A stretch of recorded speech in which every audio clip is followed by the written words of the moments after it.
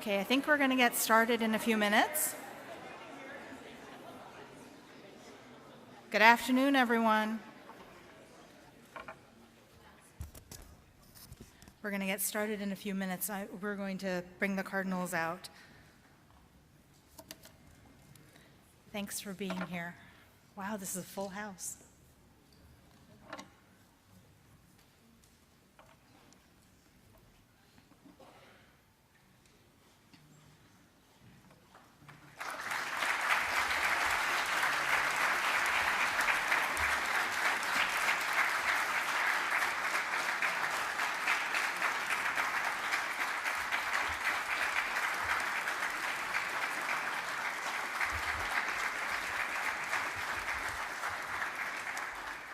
Well, good afternoon, ladies and gentlemen. It's so good to see so many of our friends from the media here today. My name is Chieko Noguchi, and I'm the Executive Director of Public Affairs for the U.S. Conference of Catholic Bishops. I want to first thank Monsignor Thomas Powers, the Rector of the Pontifical North American College, for hosting this press event. Monsignor and the faculty here at the college, along with the seminarians studying here who represent every corner of the United States, have been so welcoming, and it's a joy to witness the community's enthusiasm over the last 20 hours. We're so pleased to be joined this afternoon by the cardinal electors. We have 7 of them here. Closest to me is Cardinal Daniel DiNardo, Archbishop Emeritus of Galveston, Houston.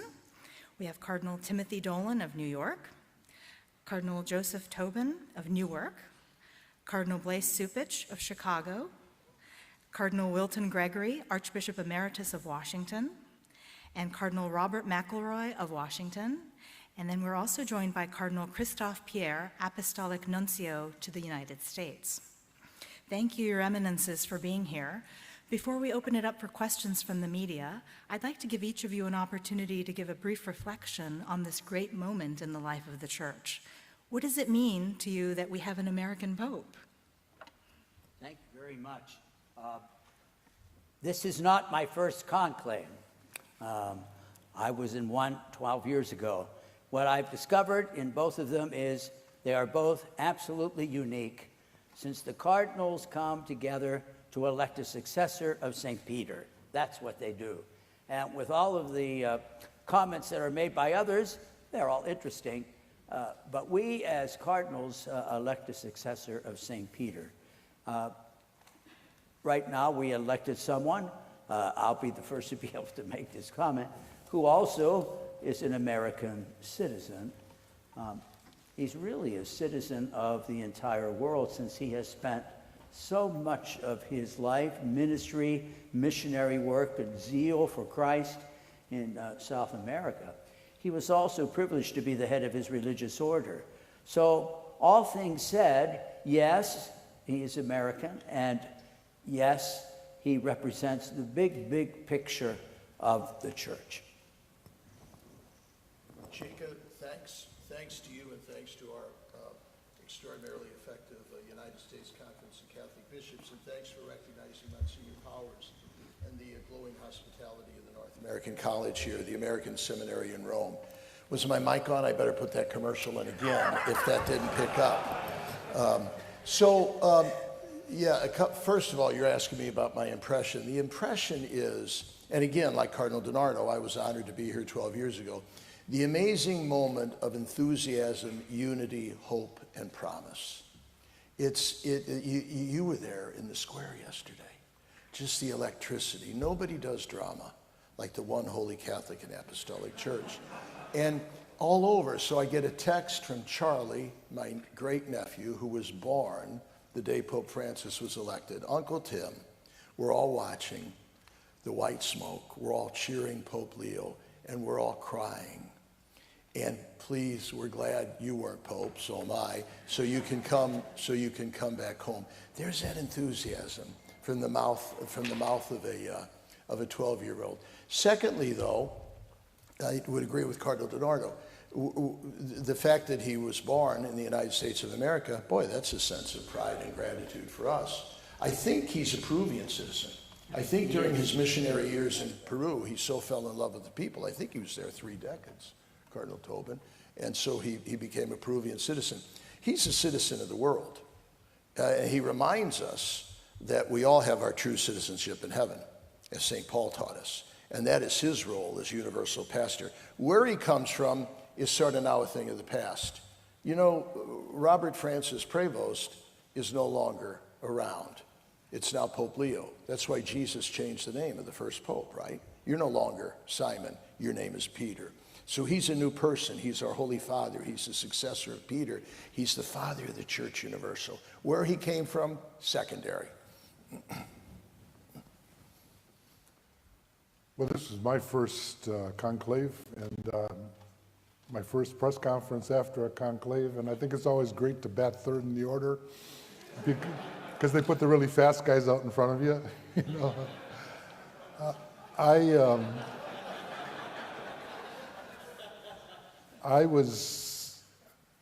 so I had a moment to prepare, and I guess my first experience of the conclave was its starkness. You know, it's a meeting that's a lot more than a meeting that's coming. It happens after a period of mourning, which I don't think is really finished yet, but you know, a period of mourning and things that were part of our lives. Any device that could transmit was taken from us. any connection with the wider world. Now, we had that for a few weeks when we listened to each other talk about what each cardinal present, and not only the voting cardinals, but any cardinal that could still get into the meeting room, talked about for the weeks before the conclave. What does the church need? What's the world need? What are we hoping for? What are we dreaming about? So is starkness followed by expectation? Now we know something's going to happen eventually, and in some ways the voting is like watching a glacier move, but sometimes glaciers under stress move a lot faster. I really think that we were not simply counting on the forces that were within that room. We were remembering that it's the Holy Spirit who brings the church together. And it's the Holy Spirit who makes reconciliation possible. And it's the Holy Spirit who calls forth and indicates. And so we just needed to be sensitive to that. And then I saw that kind of reflected in the former Cardinal Bob Prevost, who I've known for about 30 years, worked with him. After one of the ballots, you carry your ballot to the front of the hall, you deposit it, and you just say a few words in Latin to say, I'm standing before God, and Michelangelo reminds you of our ultimate destiny. And as best as I can say, this is the one that I think is indicated. Then I walked back and I took a look at Bob, and because his name had been floating around. And he had his head in his hands.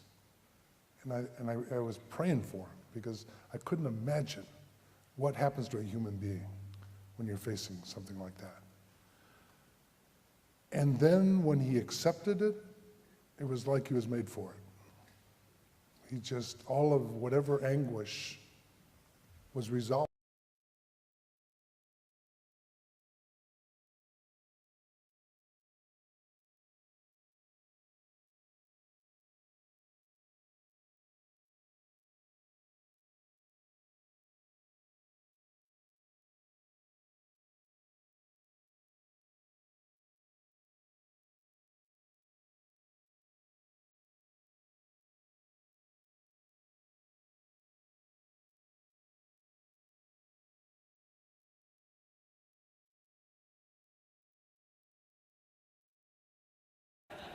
And I hope this is my first conclave, and I hope my last. So viva el Papa. But one of the things that I come away with is, just imagine, we were over 130 people with different languages, cultures, backgrounds, from more than 70 countries. And within 24 hours, we were able to come to unity in making a decision.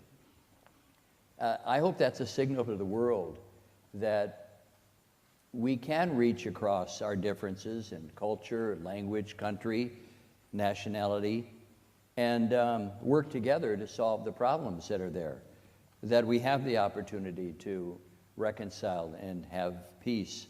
And I think it's instructive that Pope Leo began his message to people in the square by offering them the peace of Christ.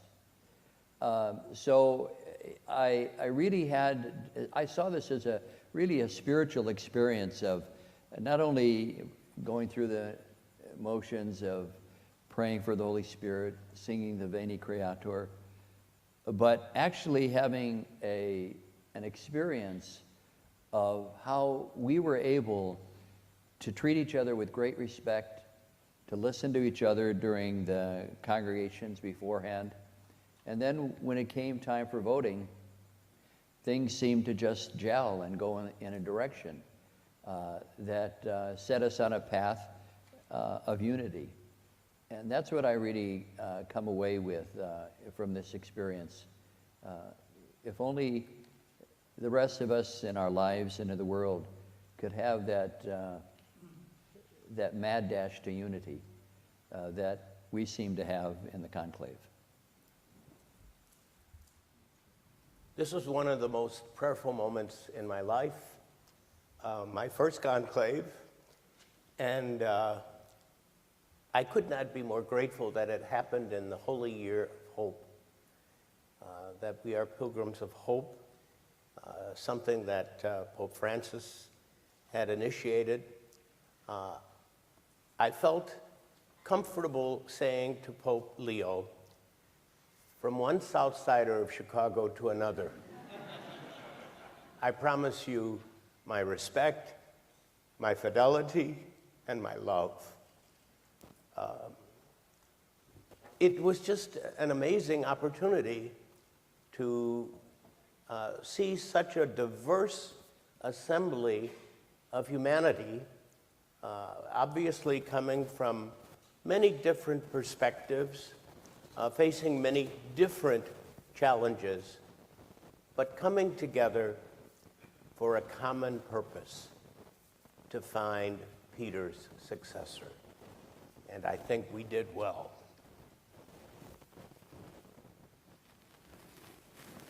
As one who is very American in habits, tastes, and attitudes, I always thought it would be impossible to have an American pope in my lifetime. But I have to say, as we entered into the Sistine Chapel, it's a magnificent ethereal experience, because we were coming in together 2 by 2, and the litany of saints was being sung to remind us that we're in union with all the saints who have come before us are in the kingdom of heaven.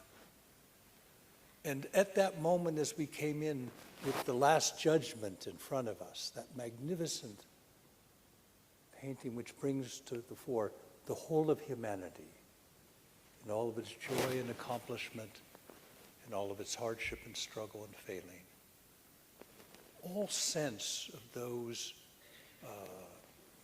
divisions within the world fell away. And I felt we were looking at that moment into the souls of one another to find who should carry on this incredibly important mission at this moment in time. Some of you may remember John the 23rd called his autobiography The Journal of a Soul. And I really think in the discernment that went on and the prayer that went on, we were looking for the soul who has the capacity at this moment of time to really be a witness to Christ.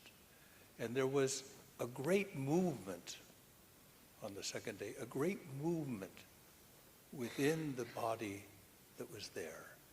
And it could be nothing other than the grace of God moving us toward this consensus, which I thought would have taken a lot more time to get to.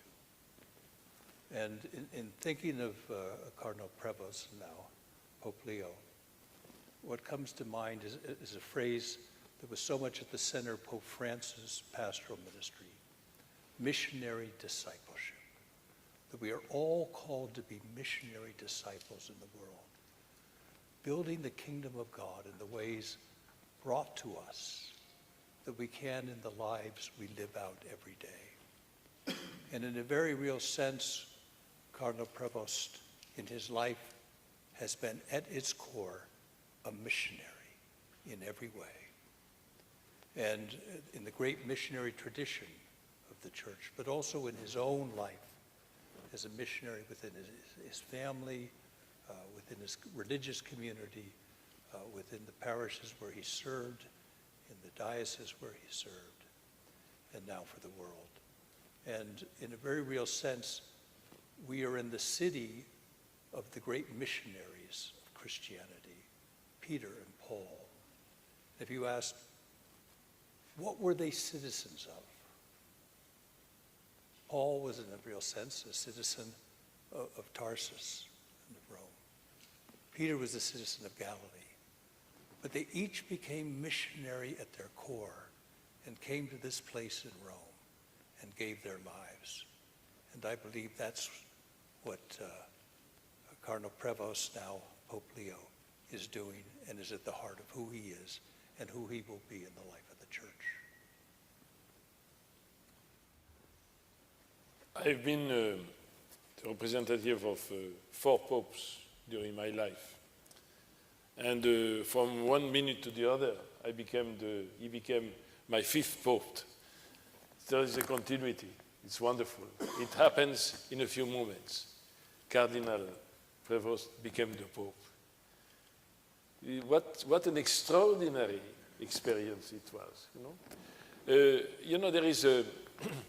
There is a famous sentence from a French poet, Charles Péguy, and he said, tout commence en mystique et tout finit en politique.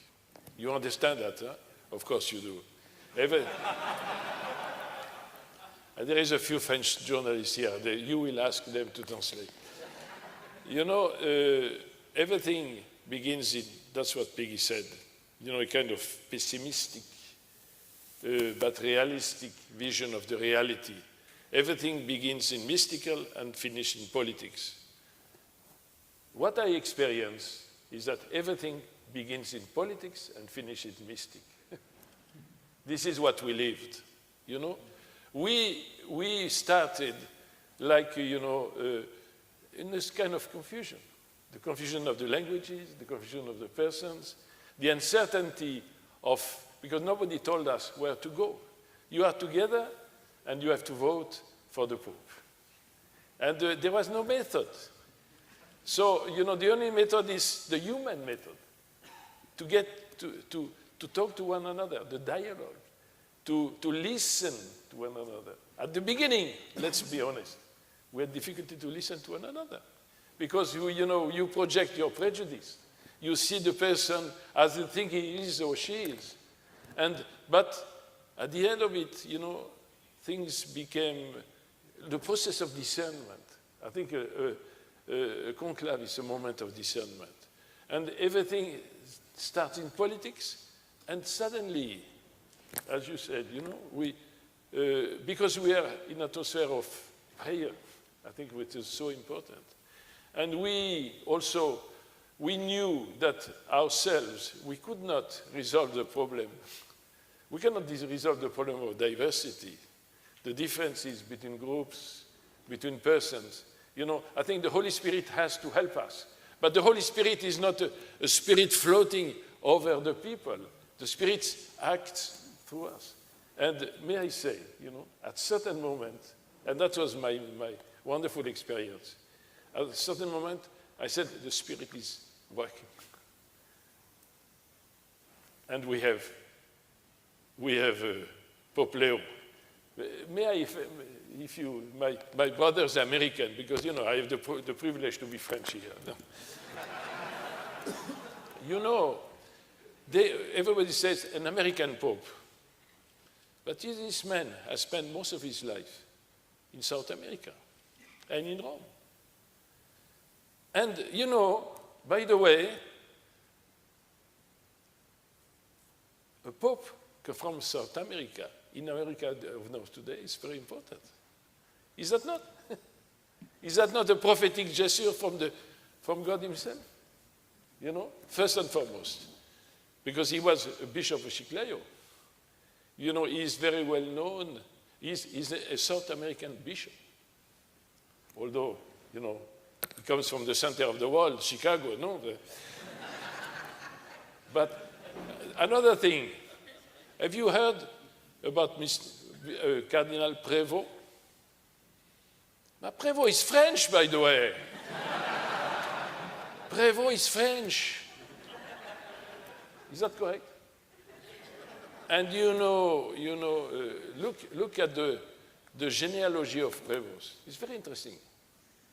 It's everything from South America, Haiti, Louisiana. Everything finishes in Chicago, but Chicago is not the end of the world. So that's Cardinal Prévost, a man from Chicago, becomes the Pope of the Universal Church. Thank God. Thank you, Your Eminences. We can now take a few questions from members of the media. I have two seminarians on either side who have microphones. If you'd like to ask a question, please raise your hand and I will call on you and they will bring a microphone over to you. The first question goes to Lester Holt, NBC News. Very much. My question is to Cardinal Tobin. A lot had been talked about in the lead up about this larger number of cardinal electors, the fact that they were scattered from different parts of the world, didn't know each other. I want to ask you about the level of familiarity in the room, in the conclave. Well, first, Lester, I'm glad you clarified what you meant by larger cardinals.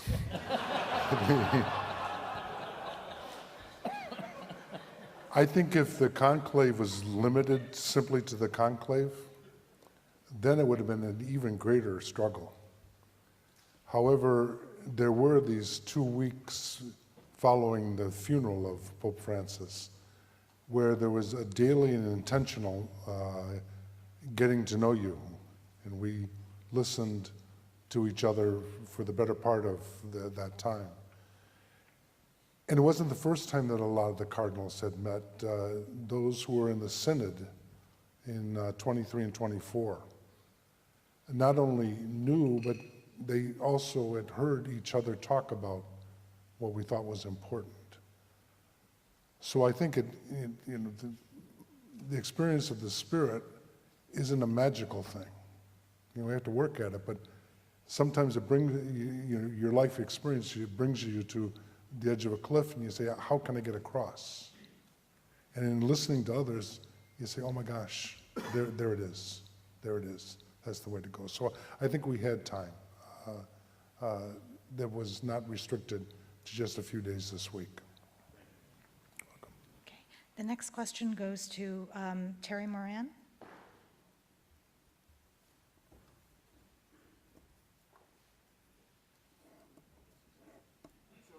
A couple of questions. First, during the meetings of the cardinals and the congregations, did Pope Leo, then Cardinal Prevost, did he have something to say that might have had an impact on the conclave? And then today, Cardinal Bo of Myanmar told ABC News, and I want to get his quote, that one of the reasons he's excited to have an American Pope is because he can build a bridge and find conversation and dialogue with President Trump. Do you think that was present as well?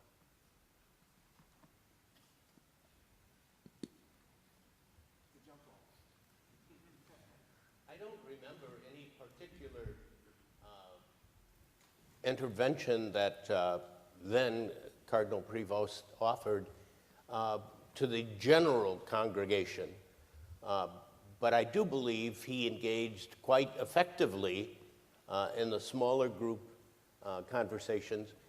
As you can imagine, there are obviously, there were many other cardinals who were not voters, our senior brothers, who are also participants in the congregations, but a lot of dialogue occurred at mealtime, coffee break, those moments when you can engage one another in smaller groups.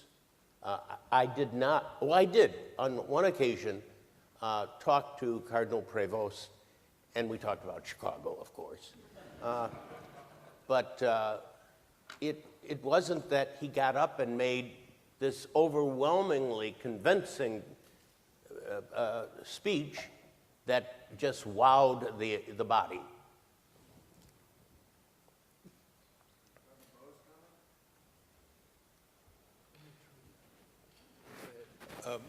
I'll try both of those. One is that Cardinal Prevost's talk during the general sessions, I think what was important was not particularly the substance of what he said, but the manner with which he spoke. And that's key when we're looking at these questions. The key is, what is the manner a man is going to bring to this office, to this role? Secondly, I think the impact of him being an American was almost negligible in the deliberations of the conclave, surprisingly so for me. I'm a newer cardinal, and I talked to many of those who are from different places, many far-flung, because you know Pope Francis made cardinals in the peripheries. That was a particularly important witness. What surprised me was the real absence of that being a key question at all in this conclave. So, maybe, I think we should not forget that he has had a very important position in the Curia for a couple of years already, you know. He was the head of the Congregation of Bishops. So he's also known, for his actuation. He has begun, and he has been chosen by Pope Francis. You know, there is also, I think, a kind of continuity. I think he has a deep understanding of who Francis was, and so there is I think these elements certainly have had their importance for the choice of this new pope. Okay, next question, towards the center aisle here. The lady in the aqua jacket. I'm sorry, I'm totally blanking on your name. My name is Delia Gallagher. My question, please, is to Cardinal Dolan and Cardinal Gregory. To what extent is it correct to interpret the election of Pope Prevost as a reflection of the desire of the cardinals to offer a counterweight to the global influence of President Trump? Thank you.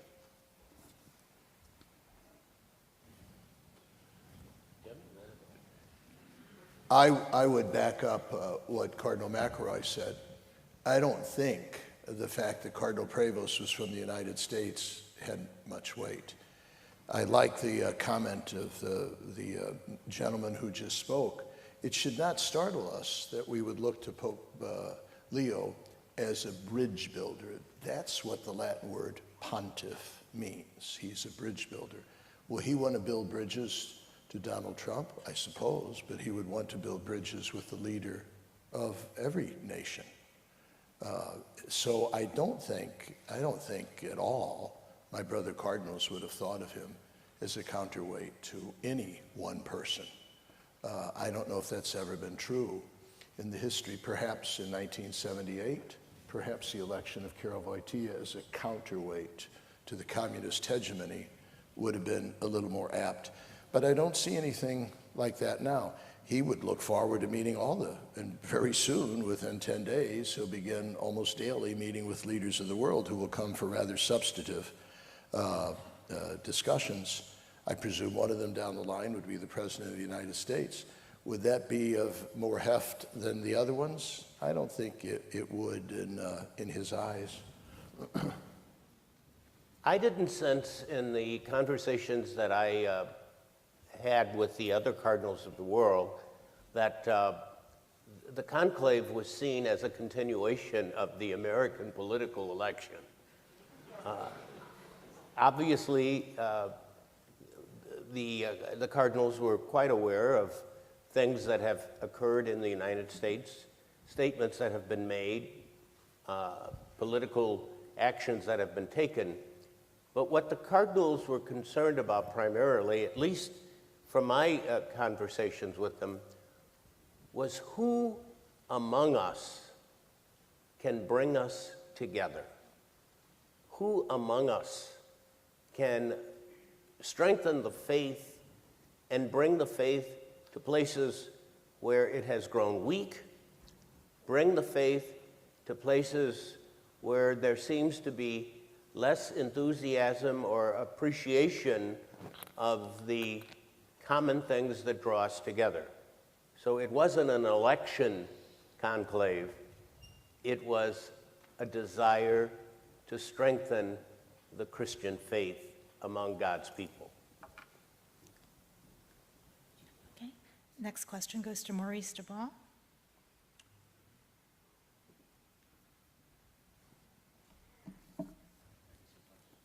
One, two, one, two. I'm wondering, let's start with Cardinal Cupich here.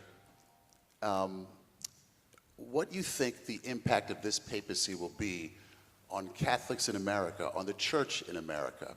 I don't know if you saw the spontaneous reaction yesterday. People were chanting USA, USA in St. Peter's Square. And at the same time, some others have said, baby, pump the brakes here. This is the least American of all the cardinals. Where do you think this papacy is going to lead Catholics in America? I believe that he will have a special platform given his experience of living in the United States, but also living in another country, a missionary country like Peru, but also here in Rome, to have Catholics take a second look at the teachings of the church that have to do with the social gospel. Picking the name Leo is indicative, I think, of the direction he wants to take.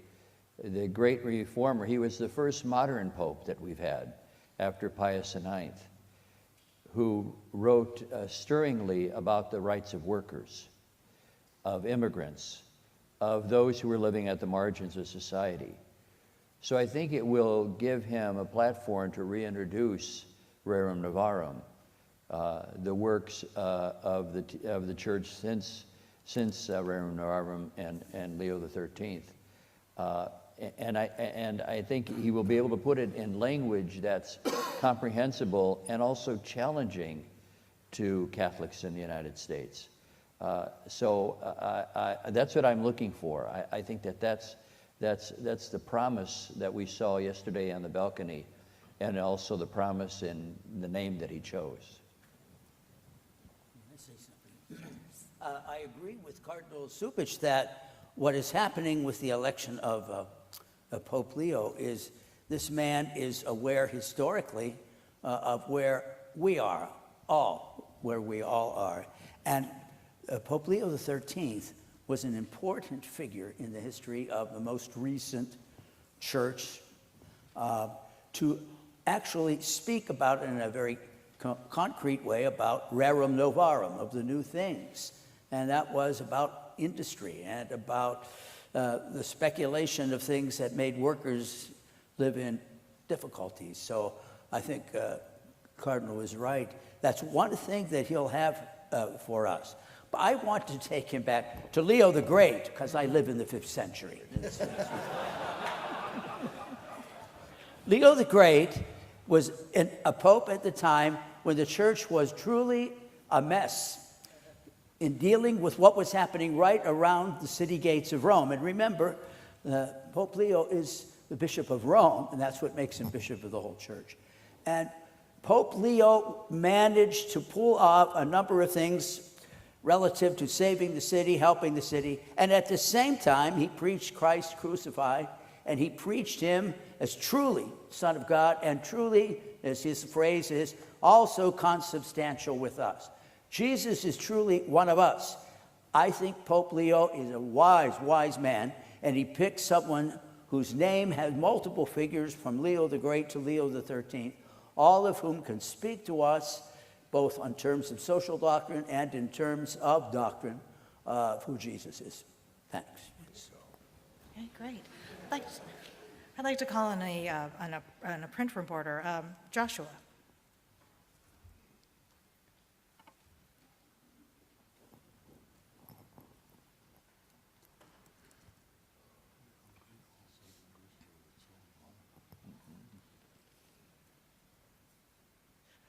I'm Joshua Mackel with Reuters. Thank you so much. Something I think many of you saw, or we all saw in Pope Francis, was that he was a very free man. He kind of knew who he was, and he spoke very plainly and very openly, I think sometimes in ways that might have caused you all some trouble. And I wonder how you see, well, Pope Francis spoke very freely also about the situation in the U.S. church and in U.S. politics. He addressed President Trump pretty directly. He called the plan to deport millions of migrants a disgrace. I'm wondering if you think Pope Leo is the same kind of free man, if he might speak in those kinds of terms about what he sees as problems with the U.S. political system. And do you hope or want that President Trump might come for the inauguration of the Petrine Ministry here in Rome?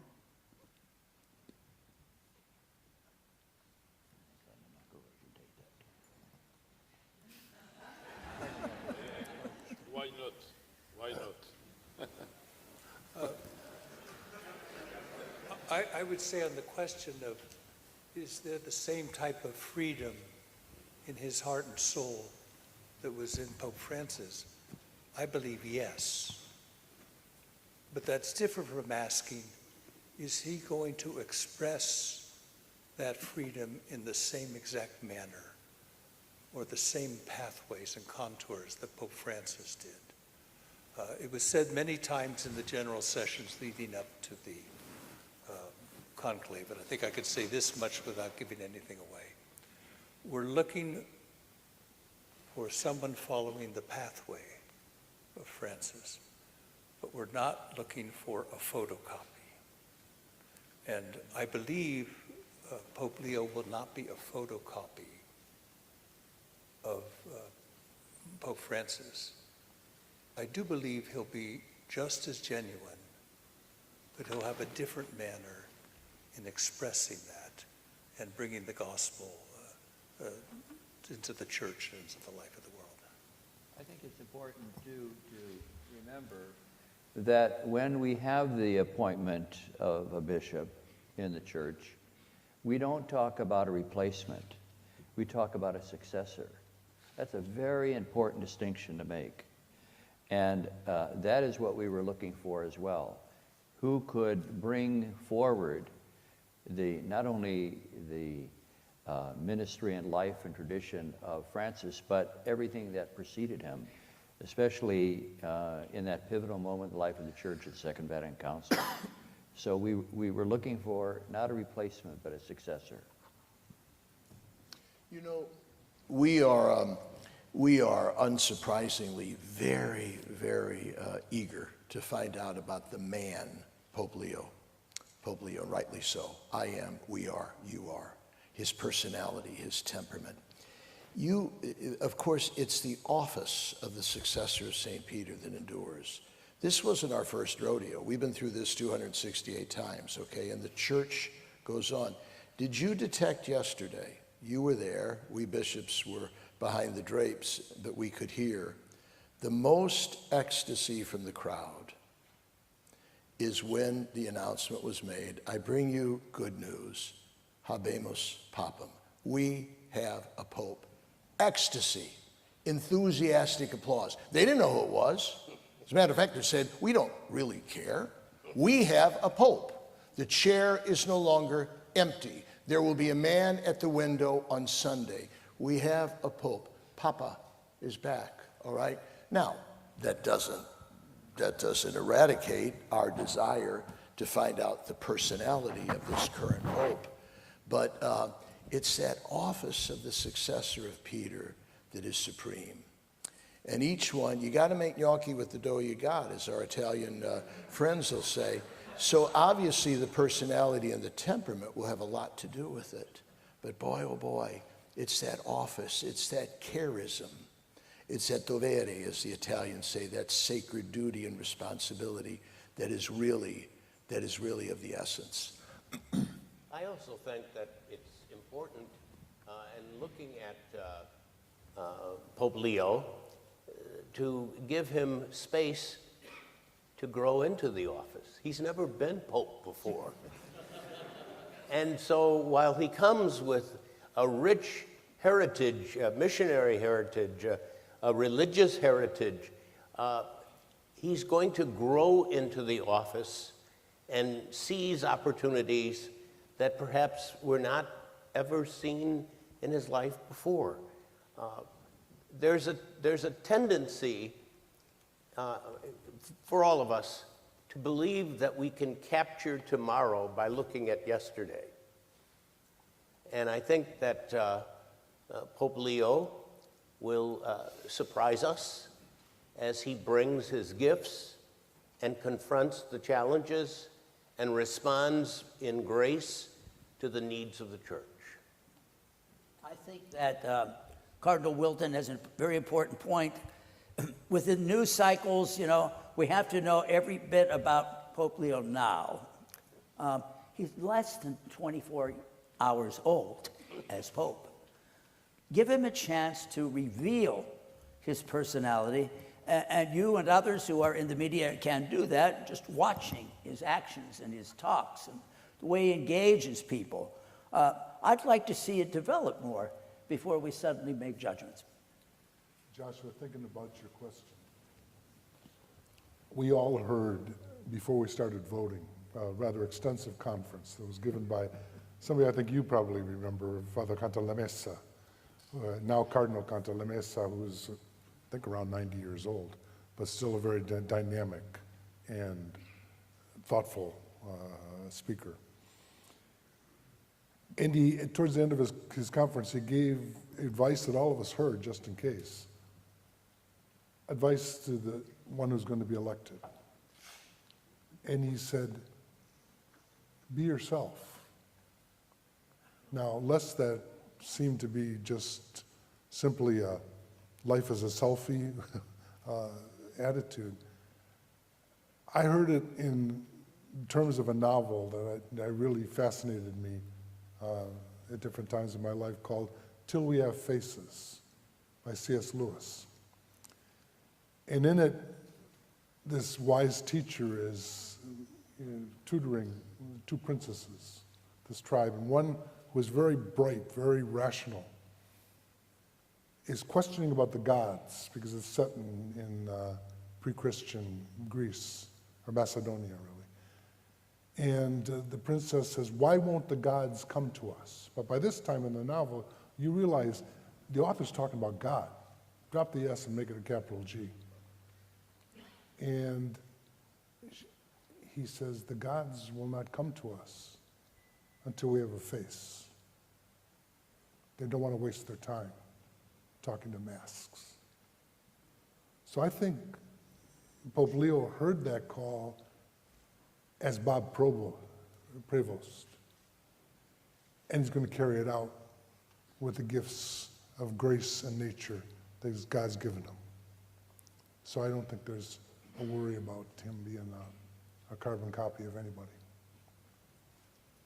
Okay. The next question goes to Lauren Green, Fox.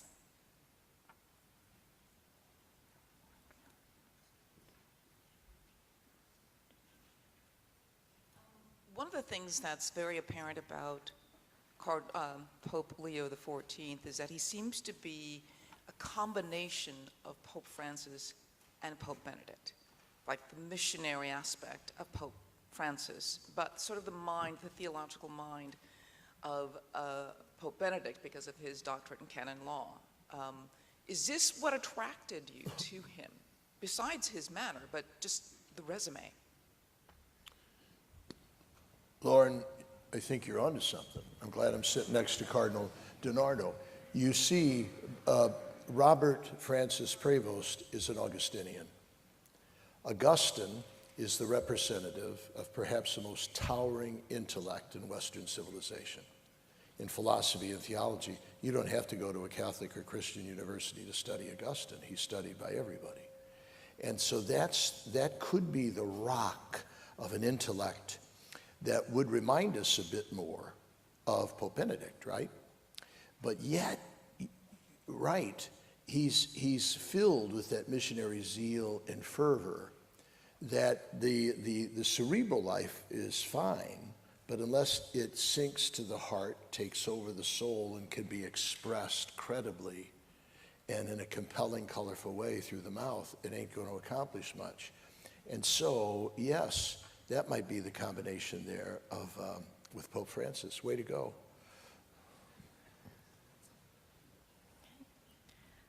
Next question.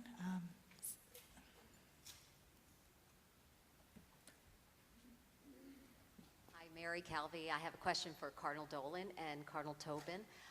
Cardinal Dolan, before you were sequestered, you told me that you were hoping for a pope who had pastoral experience within a diocese, in a church community, a gifted linguist, and a person with Vatican experience, but maybe not a Vatican lifer. And that certainly described Cardinal Prevost. So I was wondering from you and also from Cardinal Tobin, when you were going in to the conclave, did you have an idea in your head that Cardinal Prevost would be the next pope? And also on the subject of gnocchi, how was the food in the conclave?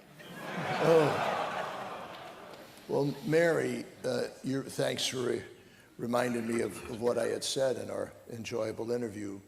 I think it was back at home. Thank you. And yeah, that means a lot to us. It means a lot to us cardinals that you would have a pastor. Pastor is the Latin word for shepherd. Jesus, this Sunday, we're going to celebrate Good Shepherd Sunday when Jesus says, I'm the Good Shepherd. We look for somebody who's a good shepherd, a good pastor. And that usually is translated into that part of his curriculum vitae would be extensive pastoral experience. Lord knows Pope Francis had it. And Lord knows Pope Leo XIV has had it. That usually means parish or diocese, although a good priest and a good bishop is a good shepherd wherever he is assigned, okay? Cardinal Pierre has spent most of his life in the diplomatic service of the Holy See, maybe not in a parish or diocese, but he's still a good shepherd. But we would look to that, Mary, very, very much. The food, let's just say it was a good impetus to get this over with. All right?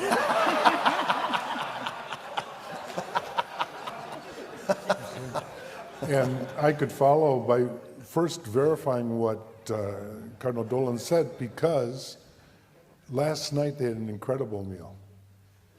As I said, they've been holding back, till we got the job done. But I do remember being so shocked the day after Easter, getting the word about 5 o'clock in the morning of Pope Francis's death. And as I was shaving later that morning, I was listening to a segment on the BBC in which Cardinal Bo, who was mentioned from Myanmar, was being interviewed. And towards the end, the journalist, with the customary discretion, said, without violating any secrecy, do you have some candidates in mind? And Cardinal Bo surprised me by saying, well, yes, there's one or two I've been thinking of. And I said, Joe Tobin, you got a candidate in mind? And I said, absolutely not now. And I don't think it's just laziness. There are other things I probably could do more promptly. I needed to listen to, especially these discussions before, as I valued what happened in the Synod so much, because it was an opportunity not simply in Rome to listen, but in all places, Newark, New Jersey. And I came to that Synod with a lot clearer ideas of what I heard from the 16,000 or so people that participated. So I think that I would imagine there was one or two that came with somebody else in mind and changed because of what they heard from people. So thank you. Okay. Well, we are running a little short on time. I'm going to give one last question to a Catholic outlet. I'm going to call on Cindy Wooden with Catholic News Service.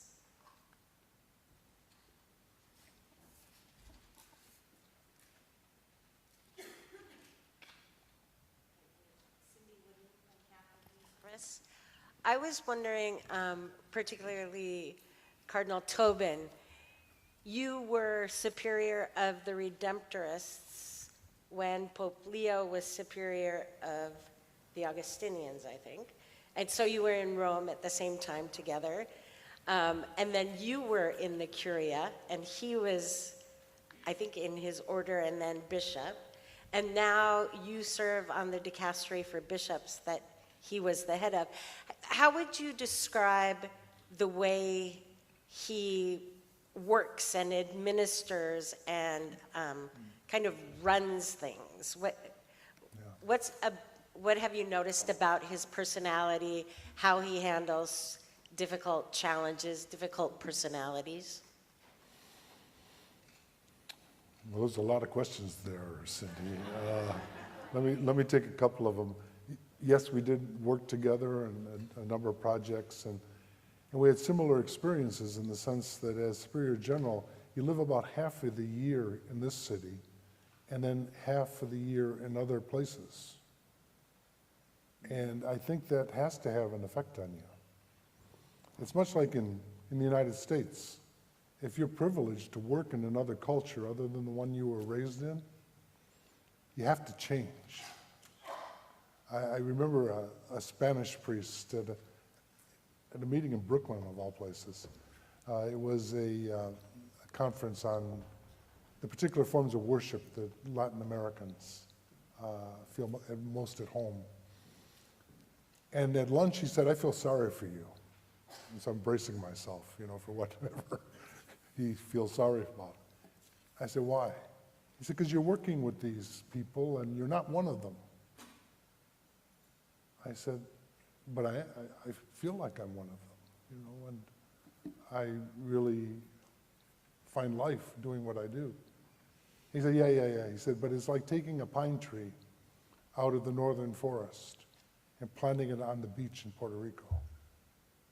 The pine tree can grow, but it has to change." And so, it's not like a schizophrenic split personality, but it's more like a broadening experience. And I think Bob has had, or Pope Leo has had that, And so he's learned to think different ways. He's learned not only languages. Language is just one cultural indicator. In fact, there's some other things that are even more important. And that's going to serve him well. And yes, he's navigated the corridors around in Rome, and that'll serve him well. I don't think he's one that likes to pick fights with people, but he is not one to back down if the cause is just. And I guess the last thing I'd say about Bob is that he really is a listener, and then he acts once he's heard. So he has a lot of courage, and I just thanked him yesterday when it was my turn for saying yes to such an awesome responsibility. Okay, thank you very much, Your Eminences, and thank you, ladies and gentlemen of the media, for your participation today, and thank you, Monsignor Powers and the Pontifical North American College, for hosting us today. Have a good evening, everyone.